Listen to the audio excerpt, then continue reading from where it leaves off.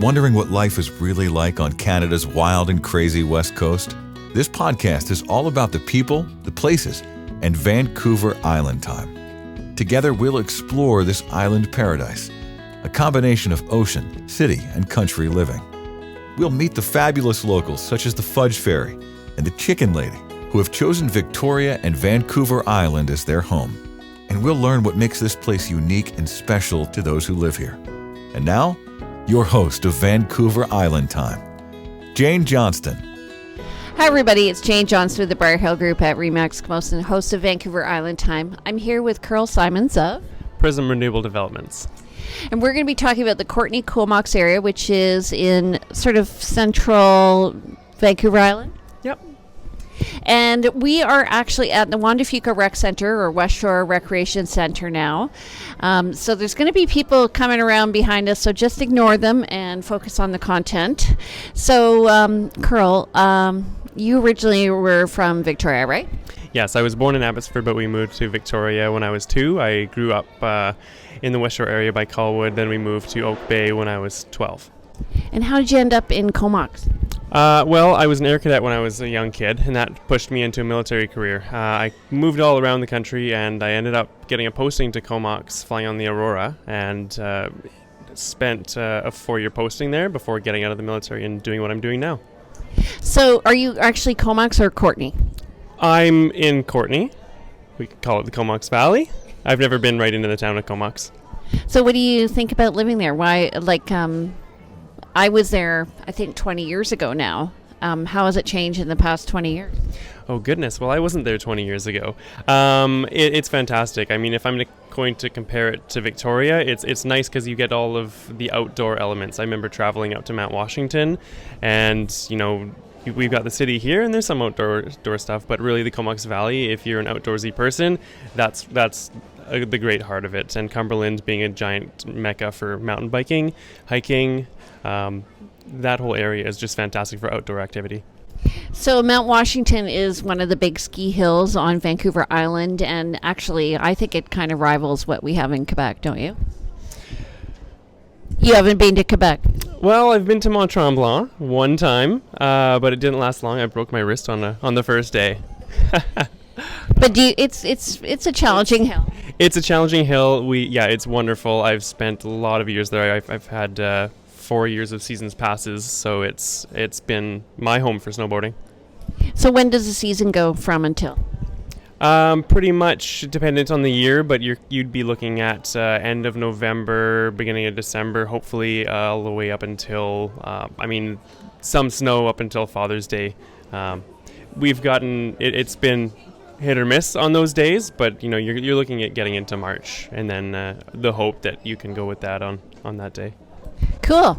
So what else is there to do? One of the things I guess people tell me about living on Vancouver Island is you can go from kayaking or maybe diving to skiing in one day.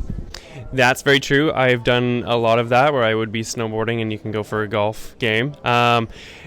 There's a lot of falls going by the rivers and Barber's Hole. If you like that freshwater swimming, there's a lot of it around.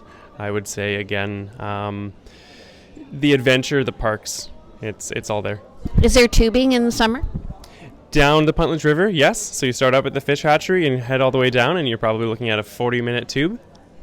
Okay, so you have kind of a different perspective of this area because you operate a drone company, right? I do. And so what are exciting places for people to go? Let's say you've mentioned a few of these spots. What are the top 3 or 5 places to go if you're going to go up to Courtenay Comox?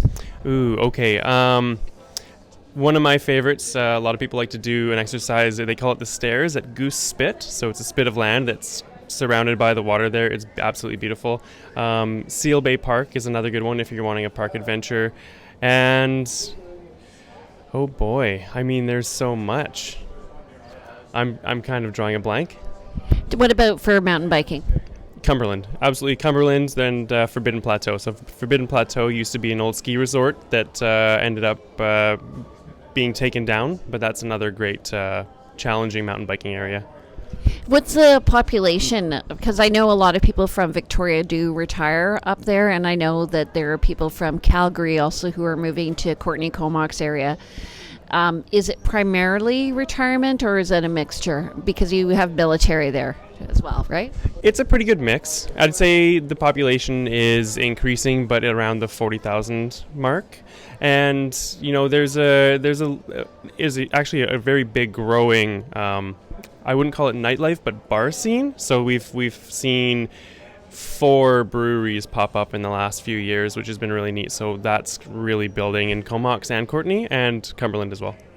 And what sort of other industries are up there? So you have military, you now have your breweries, you have tourism. You have solar energy. So that's a big part. That's what this is.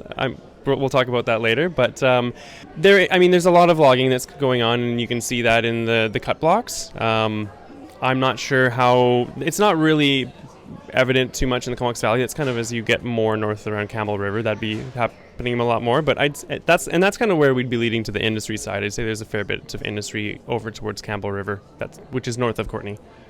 Okay, and then what about places to eat there? Ooh. Ooh. Atlas Locals. The Prime Chop House. What does Atlas serve? Atlas, everything. Breakfast. They have an incredible menu, actually breakfast, lunch, and dinner. They're a big variety, but they're a big variety of delicious. I'd say another one that's my favorite right on 5th Street is Nikki Ramen. So there's a couple really good ones if you're into the noodles and pho. Pho 50 Pho is another, but I'm a big noodles guy. So for a foodie, if they were going up there, they would be happy with the choices that they could pick from? You'd be impressed, yep. All the way from sushi to American to pizza to all of it, yeah. And do you get a lot of international people up there who are going back and forth to the ski hill? You do, and actually you get a fair bit of international going to North Island College. So North Island College seems to do a really good job of attracting all kinds of people from around the world, which is really neat to see. Yeah. I didn't even know that. So, and what do they teach there? So they have a business degree and nursing, and then a really strong trades area with electrical, carpentry, etc. So I understand your house is on the market. What's the real estate market doing up there?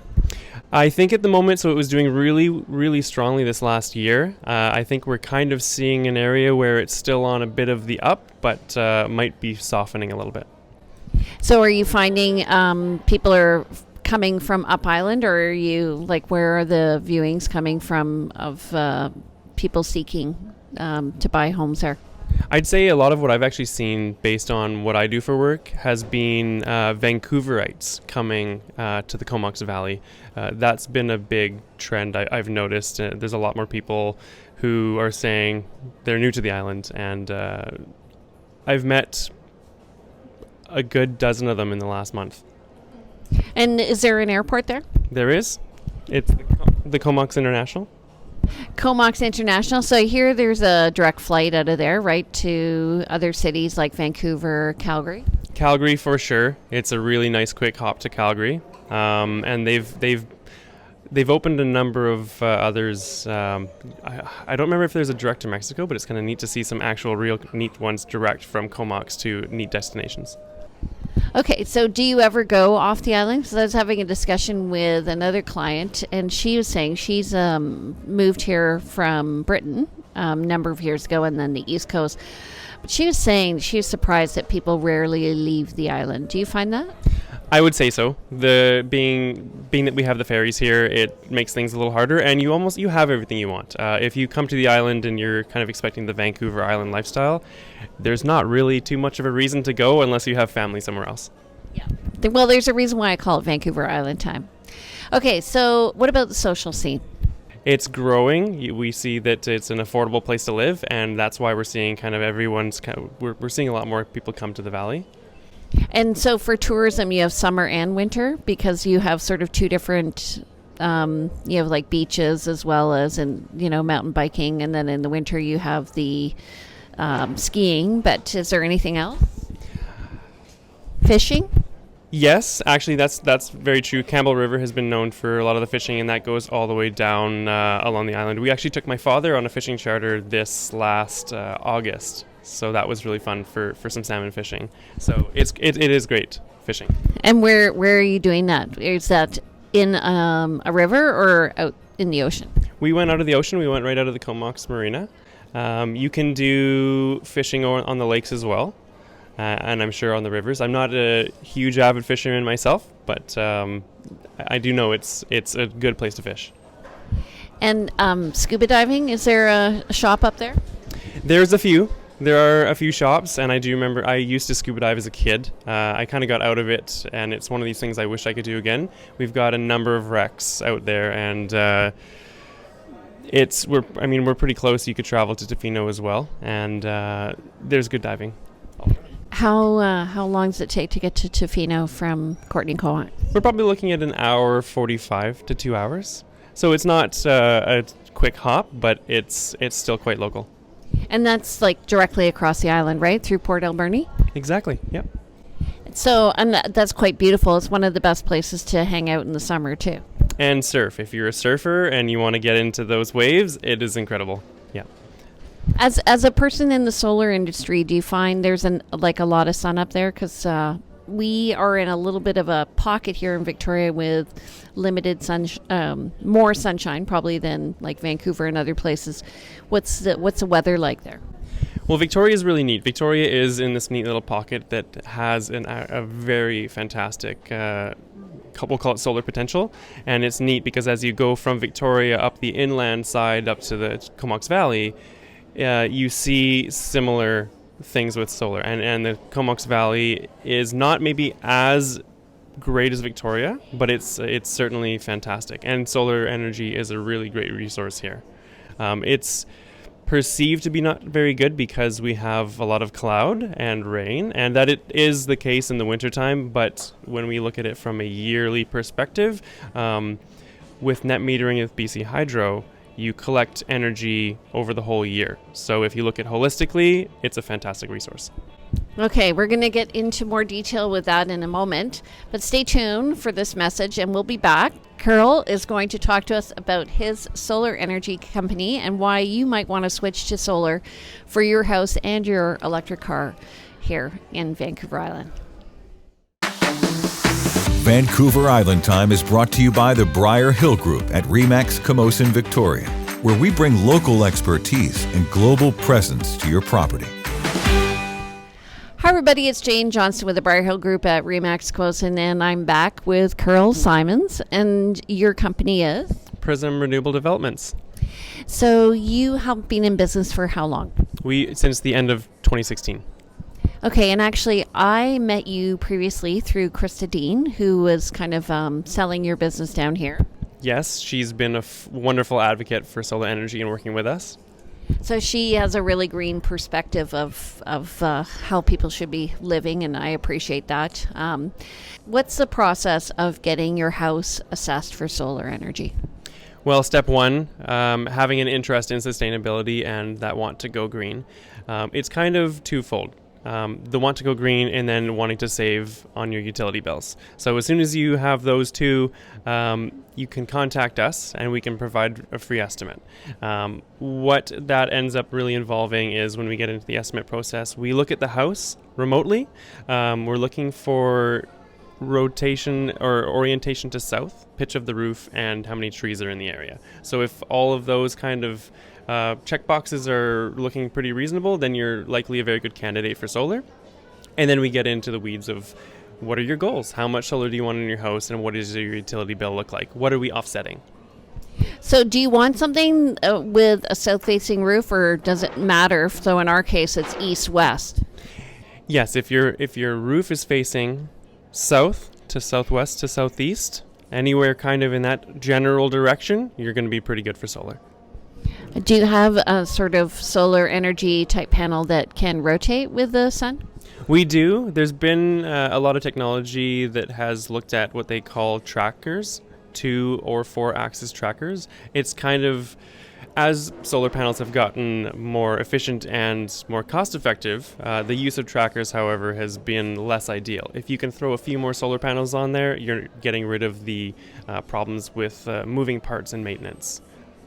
How easy is it to install a solar system into someone's house? So, for instance, for us, or maybe the typical home, there's a 200 amp panel, and then what else do you need?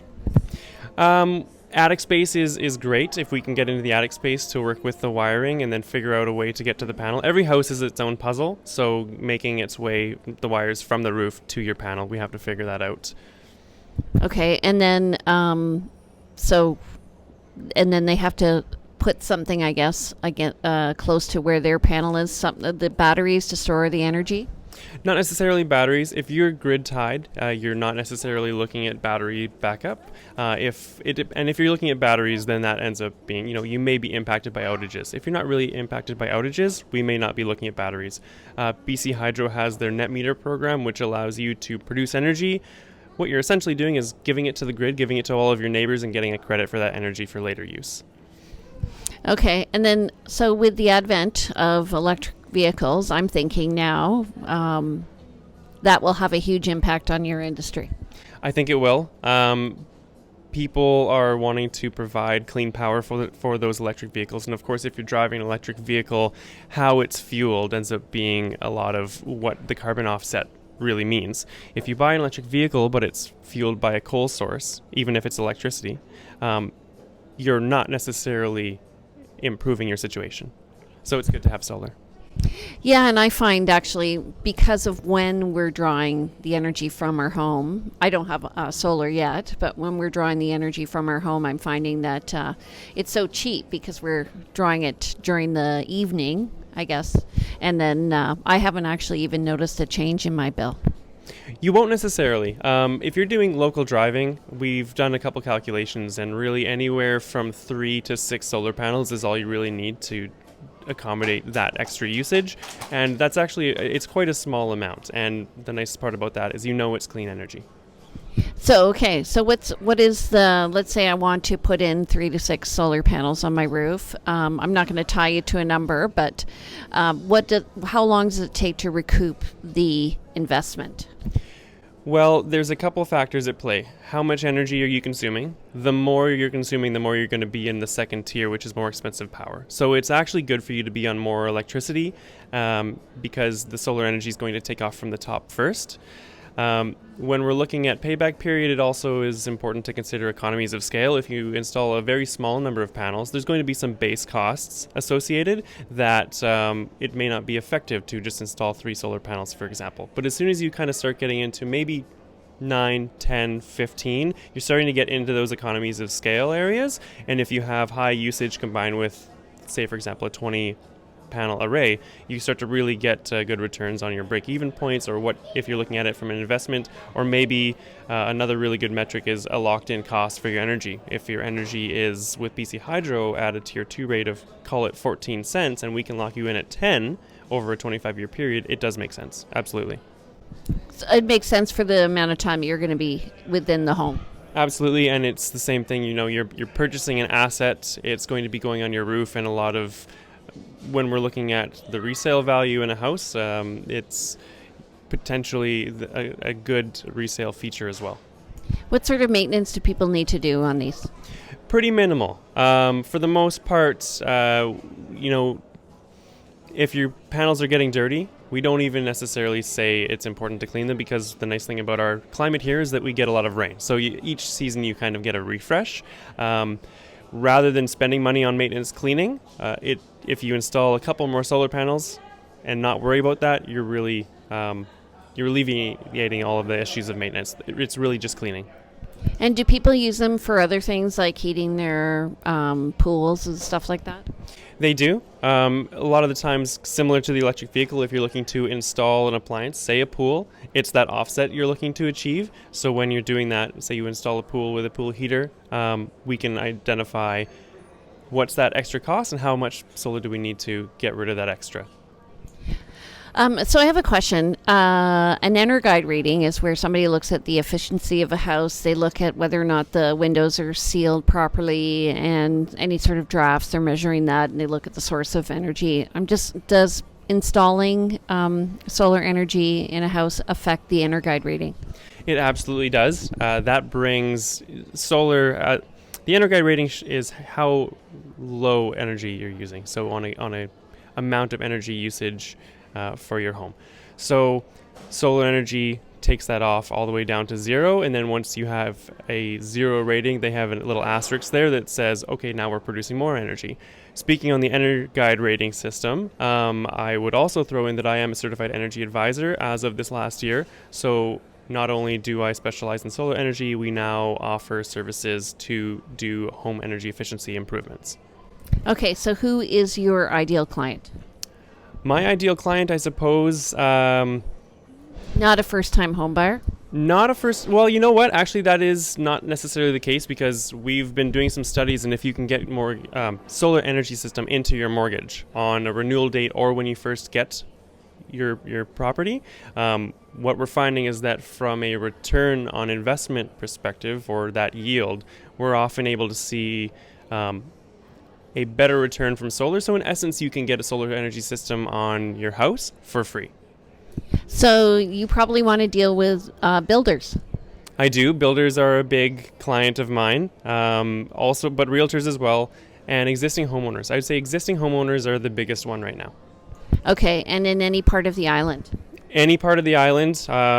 Given that I've lived in Victoria and continue to see family here, we're expanding to Victoria. So we've opened up a showroom in the Comox Valley, and as that stabilizes, we're looking at moving down island as well here. Okay, so tell us about sun exposure. We were talking in the other excerpt, that southern Vancouver Island has kind of a unique pocket because we don't get as much rain as, say, Vancouver. Is there an ideal area to live in or on Vancouver Island that would produce more sun than elsewhere? Victoria, I would say, and the inland coast going up the island. Really, those are shown to be good solar potential areas. However, it's not so much about a specific area on Vancouver Island, but it's more your lot, your house's specific characteristics in relationship to where the trees are and how your house faces south. Okay, so you're talking all the way up from Victoria to Campbell River? Absolutely. Okay, and then how do people get in touch with you? You can visit our website, prisym.ca, Prisym, or you can phone me at 250-702-4674. If you want more information about the Comox Valley and Prisym Energy, contact Kyrle. If you want more information about real estate in Victoria, contact me. I'm Jane Johnston with the Briar Hill Group at Remax Mosin and host of Vancouver Island Time. Take care, and we'll see you soon. Don't forget to watch us or listen to us at VancouverIslandTime.com. Bye. Welcome to the neighborhood. We hope you have had some insight into West Coast living. If you know of someone or some place that should be highlighted in our podcast, we'd love to hear from you. Please go to VancouverIslandTime.com and click on our Connect button. See you next week on Vancouver Island Time with Jane Johnston.